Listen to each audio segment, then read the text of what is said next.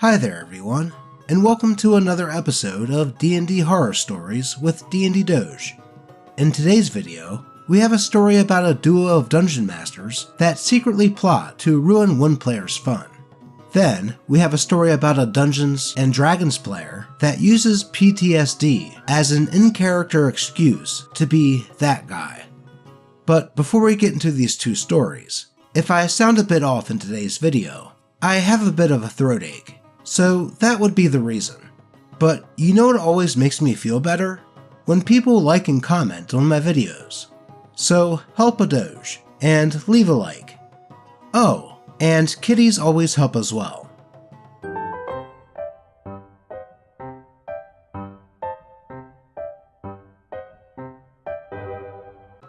There we go. Now I feel a little bit better. So let's dive right into the D&D cringe. Dungeon Masters engineer the game against me, then eject me for lawful role-playing.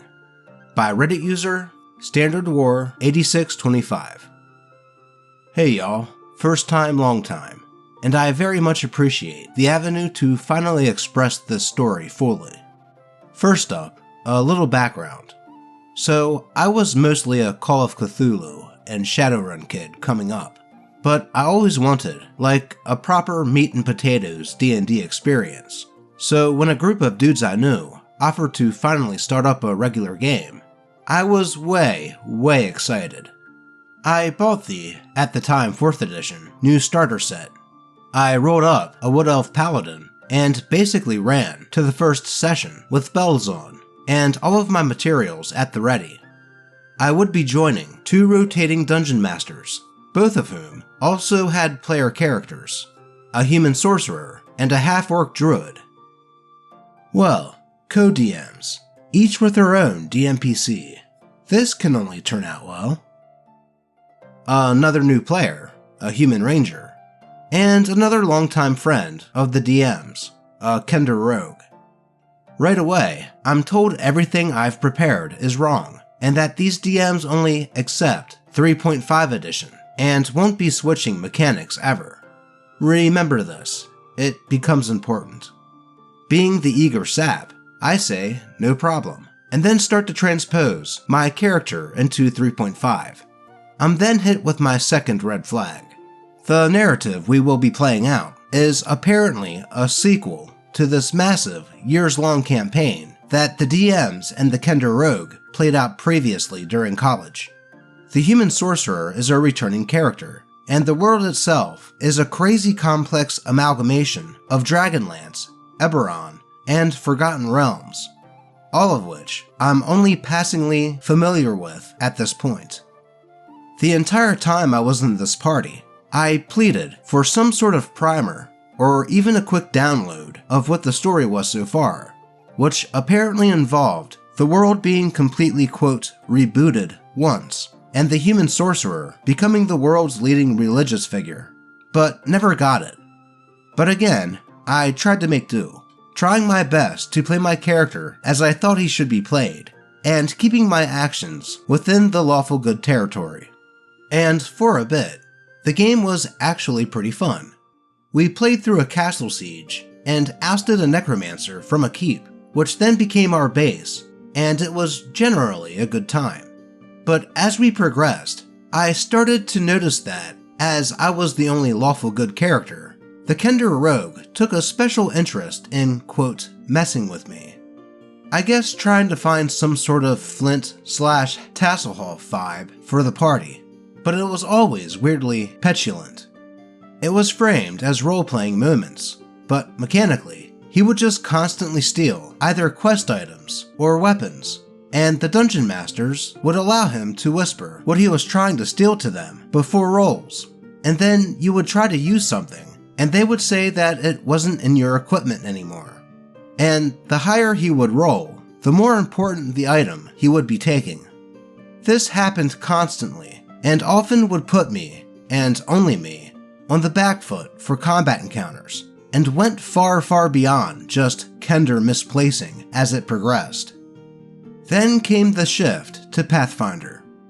In the middle of our 5th session, Kender Rogue and Human Sorcerer, DM, have this massive fight about a spell, down to pulling our older volumes of rulebooks and grinding the game to a halt mid-combat to try and prove their stance is right.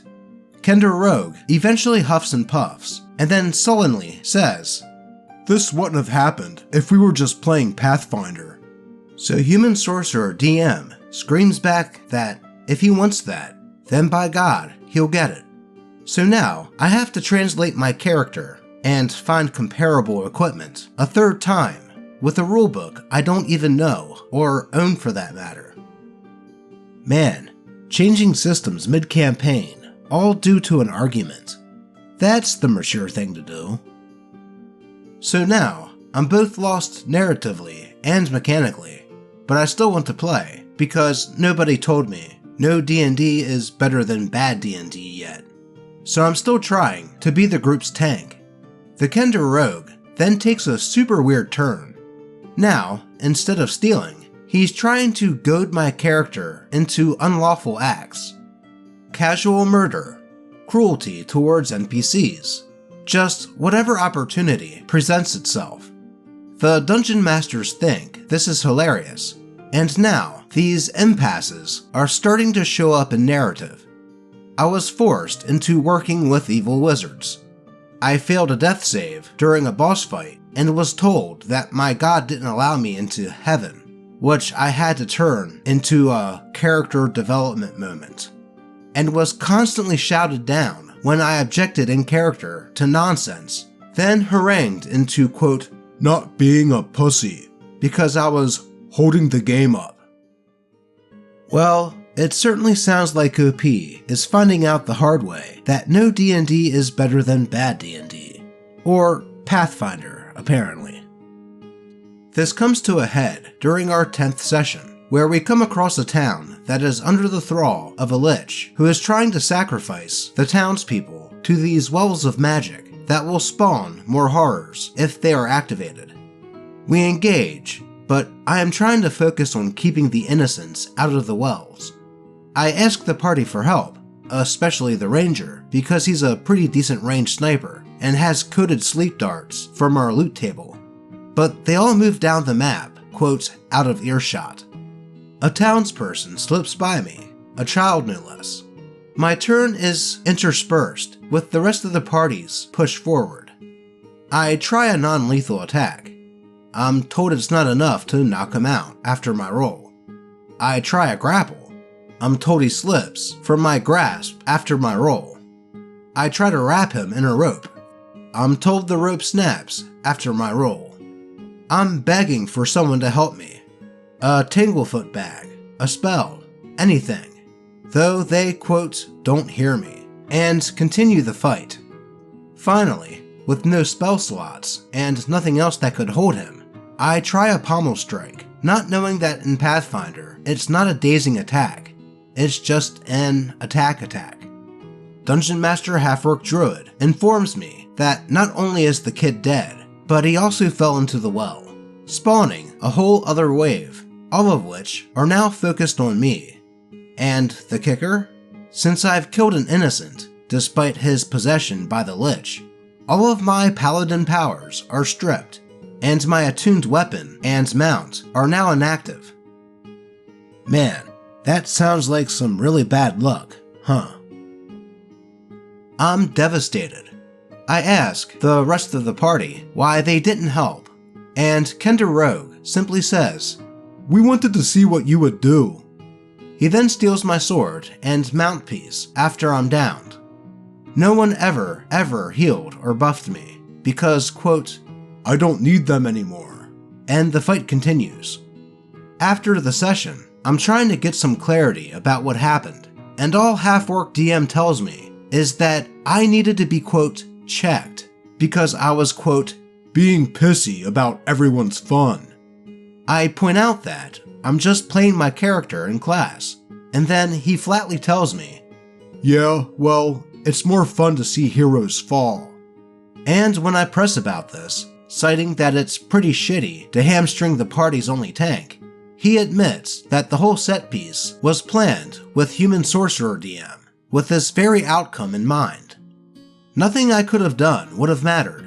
Even if I would have rolled an insane amount of natural 20s, the kid was always going to target me, always going to die, and always trigger the trap.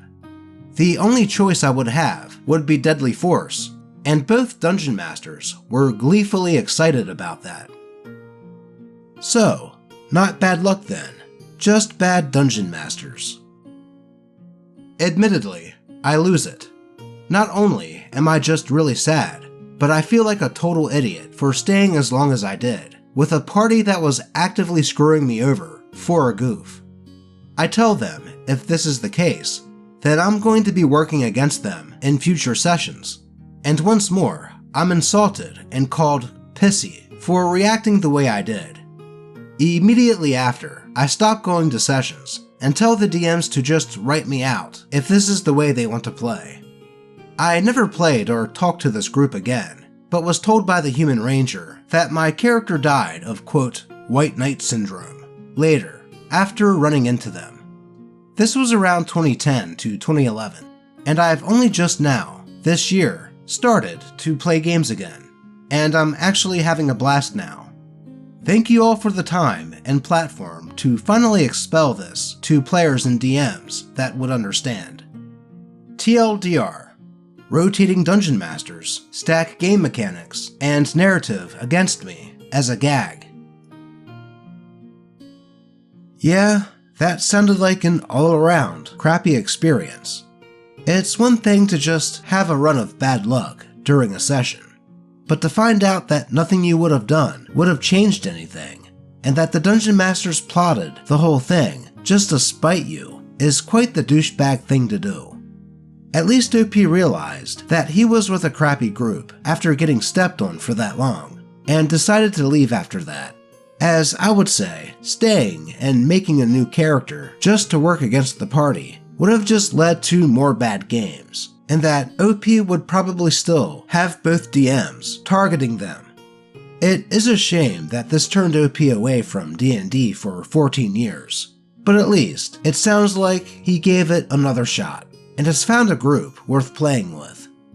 And before we get into the next story, I don't usually talk about it, as knowing that you like and enjoy the videos is enough for me. But if you would like to help the channel directly, I do have a Patreon. So if you would like to see your name at the end of each video, I'll be sure to leave a link in the comments. Or, if you would rather support directly through YouTube membership, you can do that as well. And I will be adding custom emotes and membership badges in the near future. But with that said, let's get into this next story, which, believe me, is a doozy. Player thinks roleplaying PTSD means turning into a baby and asking others to be his mommy. By Reddit user OwnPainter9605. Been sitting on this one for a while. Quite a doozy for my first real D&D campaign.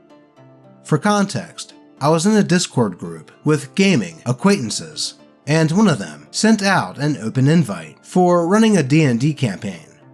I was casually interested in D&D, having dabbled a bit in the past, but never finding a group that could get past the planning stage. So I agreed to join, and even convinced my partner to join us, as I thought it could be fun. And that is how all these stories start, huh? The person who sent the invite, the Dungeon Master, managed to rally a group of around 10 people to join in some capacity.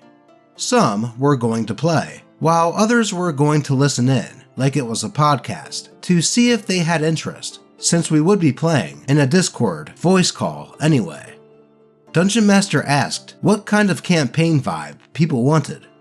A lot of the people in the Discord were into shooters like Apex Legends and such, so the consensus was a more modern, potentially cyberpunk-style campaign. Dungeon Master agreed and told everyone to make their characters' backstories with that in mind. I think maybe one person in the group had real experience with D&D outside of the DM, so most of our characters were pretty rough or vague, trying to find cyberpunky reasons for having magic and the like. Thankfully, Dungeon Master was very lenient with character creation, letting us homebrew a few things he approved of. And I ended up really liking my fighter, even if I was super new and had no idea a lot of the things I was being led away with would have been very overpowered in the wrong hands. I wanted to play a character that let me be one part comic relief, another part fighting machine, so I ended up with essentially a wannabe superhero with conditional immorality, but who was really, really stupid. I thought it would bring a funny dynamic to a campaign to just have a dude dressed up like Spider-Man walking around with the party, failing forward constantly. So basically, OP's character is Deadpool. We ended up with a party of a bard, a cleric, a paladin, a barbarian, 2 warlocks, and me, the fighter. Now, this story isn't meant to bash on the Dungeon Master, but context is needed in that, for whatever reason, without telling anyone, Dungeon Master decided that we would instead be playing Curse of Strahd, and he whisked our characters into Barovia after some tech baron hired us all to deal with Strahd.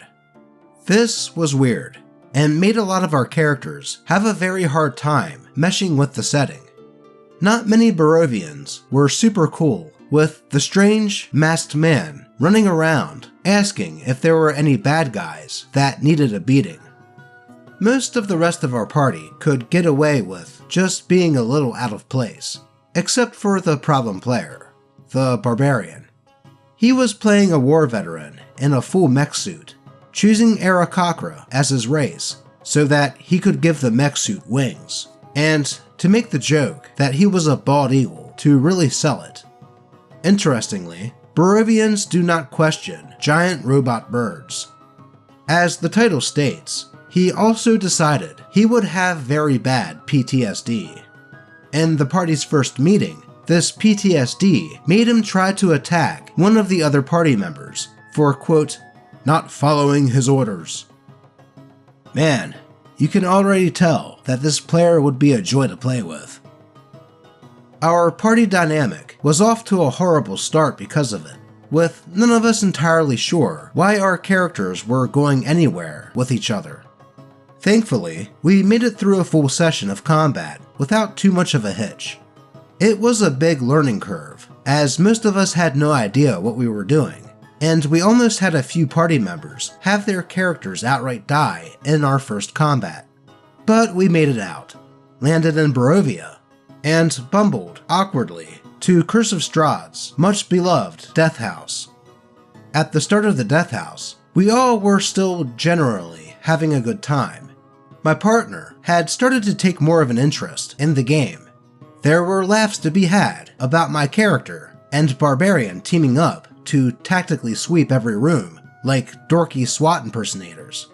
However, things started to get less than great again when Barbarian started being late to sessions, outright missing them without warning, falling asleep during sessions, or sitting on his phone the whole time. In his defense, being very inexperienced players, we went through the Death House painstakingly slow. I think it took us 3 to 4 sessions. These things would be a bit bad, but excusable, if not for Barbarian's PTSD quirk. Now, PTSD is a very real and very serious condition, and can be hard to roleplay, but using it essentially as an excuse to act out all of your impulses whenever you're bored, and then saying, "But my character has PTSD. You guys must not know much about PTSD," whenever people call you out on poor choices, is not a great way of going about it, especially when some of those whims begin to just be outright attacking party members for annoying you. I think I can tell where this is going. There's going to be a lot of, "It's what my character would do," excuses to be a crappy player. My character, being a wannabe superhero, was very upright about certain things, whereas Barbarian was very, "by whatever means necessary." This meant there were a few minor in-character squabbles, but then he started asking the DM to, quote, "roll to attack fighter." My partner, a warlock, decided she would try to cast Charm on Barbarian to attempt to calm him down, since no one could just talk to him when his PTSD kicked in. Barbarian then began roleplaying as if my partner's character was his character's dead wife, but when the charm ended, he began to loudly plot how he was going to kill her character, since we were playing with the rule that the person charmed would be aware of the charm when the spell ended. This made my partner very uncomfortable. It made me kind of uncomfortable too, but we pressed on through the dungeon, splitting the party so that Barbarian was never with her until we regrouped, hoping his character would calm down. Thankfully, he ended up bailing on a few of the sessions after that, and we made it out of the death house with only a few hiccups. This is where the campaign as a whole took a nosedive for my partner and myself, and apparently a few others in the group. Wait, it gets worse? Barbarian, from this point forward, would try to be the leader of the group, demanding that others listen to them because I have the most combat experience. No one was really going to oppose this, as we just wanted the game to keep moving forward, but this seemed to backfire, and he started to act like he was the main character in control of everyone else. In social situations, he was trying to drag NPCs away so that he could talk to them alone. If anyone else tried talking to them and said things that he didn't like, he would say, I roll to intimidate this player's character so that they shut up. And if he wasn't doing the talking, he would sit on his phone and stop paying attention, only to then ask for full recaps of what happened while he wasn't paying attention. We started to kind of just do our own thing and let him do his little PTSD, or I'm the protagonist thing, until he got bored and we could progress. The PTSD thing would seem more prominent in some sessions than others. It seemed to be based on how bored he was that day. Sometimes he would just go running at enemies and go into a rage, which worked for the rest of us. But other times, he would sit mumbling about his dead wife. We eventually learned through a fortune-telling NPC that his wife wasn't actually dead, which was the main reason he had PTSD in the first place. We figured, cool, now he has a driving factor. Maybe we won't have many more episodes of randomly attacking us. I'm pressing X to doubt. Instead, from this point, it took a very weird turn. We met a female NPC that was traveling with us, short term, and he started talking about how he was going to make her his new wife, and would try to force her to go places with him. Dungeon Master just kind of ignored him whenever he did this. It was very confusing, considering his whole character concept was about pining for his dead wife, and searching for her just in case she wasn't actually dead. You would think that, right? It all kinda culminated after the main town we were in. I can't really remember. I had stopped taking notes at this point due to rapidly losing interest. It got overrun by undead while we were having a dinner date with Strahd. My character was opposed to going to the dinner. Strahd was a villain after all, so he was really bummed out about all the innocent people dying, and after finding the innkeepers still barely alive just for them to ask him to save their kids with their dying breath, I declared to the party that my character would absolutely want to go find those kids ASAP. Barbarian didn't feel like it, and wanted to loot the town and go to the mayor's house because, obviously, that's how we advanced the quest. Well, first, that is a bit metagamey of him. And second, there are these things called side quests, and that was an obvious clue to one. I argued, saying that we wouldn't know that, and that my character had been told where the kids might be, and would go even if no other party members went. Barbarian ignored this, demanding everyone else go with him, so I said, okay, and said to the DM that my character was going alone. Wait, why on earth would the rest of the party go with Barbarian and not OP.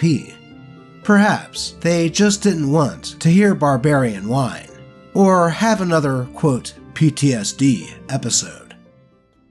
The Dungeon Master said that I would very likely die if I went alone, but I said I didn't care, cause I'm just doing what my character would. If that was it, that was it. Insert a small argument when Barbarian and the others realized that my character was no longer with them. Why are you doing that? That's stupid. We aren't going to win that way. I sat back and just passively listened, mostly checked out at this point, while they did their thing. When it came back to me, my character ended up fighting 3 hags alone, and obviously died. Though I'd like to think that I gave them a good run for their money. The funny part was, everyone, but maybe 2 to 3 other players, logged off when it came back to my character, because the Dungeon Master said the session would be over after my part.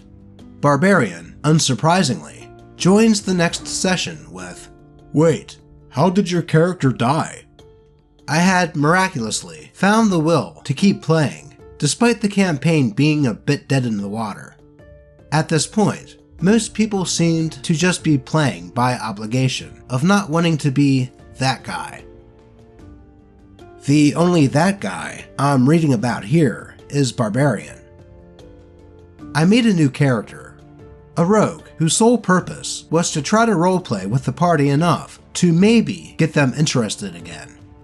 I chose a goblin because I thought it was a funny and fun race. Guess whose character just so happened to hate goblins and have more PTSD with them. The final hard leg of the campaign before it fizzled out was going through some evil lady's house. I had no notes at this point. Names and reasons elude me. And for some reason, I genuinely could not begin to decipher. Barbarian had suddenly decided that his PTSD would manifest as age regression. What? He was now a baby. He cried and demanded, quote, uppies from one of our female players, and called her mommy. What the actual fuck? And yeah, I didn't cut the word off this time. This deserved a full F-bomb. He would constantly demand that she carry him, and when we finally got to the combat encounter with the evil lady and her shadow demon thing, he decided to curl up in a corner and suck on his thumb. From here, one of the players, who really didn't want to play anymore, ran into the middle of all of the enemies so that his character would die.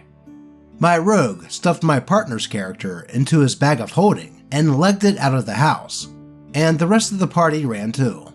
We discussed regrouping in the next session, and I think we did manage to beat the big bad, even with Barbarian sucking his thumb the whole time. Boy, he was really committed to that character arc, huh? After that, every time scheduling for the next session came up, everyone, quote, had other plans, or didn't respond, and probably for the better. My partner and I were very lucky and very happy to come out of the other side of the campaign still loving D&D, and quickly set up other sessions with friends in person. I learned a lot of what I didn't want to see from players, as well as DMs, and I'm now stuck as the forever DM of my group. But I can't complain, because now, if any of my players start acting like weirdos, or trying to stop other players in the group from getting to do what they want, I get to shut them down and remind them that the game is supposed to be fun for everyone. In hindsight, I wish any of us had have just done that with Barbarian sooner. TLDR, player used character's PTSD as an excuse to act like a jerk, be weird, and ruin the game for everyone else, all while insisting that clearly no one knows what PTSD is. And in the end, it was Barbarian that didn't know what actual PTSD is. Seriously, that whole game sounded like a nightmare from the beginning. Barbarian alone sounded like a nightmare to play with, and OP is right when they said that someone should have said something to Barbarian about how his gameplay was affecting the other players' fun. Though, the Dungeon Master isn't blameless here either. It was kind of messed up for him to tell the players to create characters for a cyberpunk-style setting, only to pop Curse of Strahd onto the party. But that's not the worst thing, as I can see an isekai-style thing working for that. But the Dungeon Master should have put his foot down on Barbarian's behavior from the beginning. And part of me thinks the whole thing with Barbarian having his PTSD turn him into an actual baby was some sort of fetish crap that he snuck into the game. At least OP and their partner were able to come out of that experience unscathed and still have a lot of love for Dungeons and Dragons. And even if OP did receive the curse of Forever DM. So all's well that ends well. But that is all I have for you today. As always, I appreciate all of you, especially if you like, comment, and subscribe. And may your games remain man-baby free. Until next time.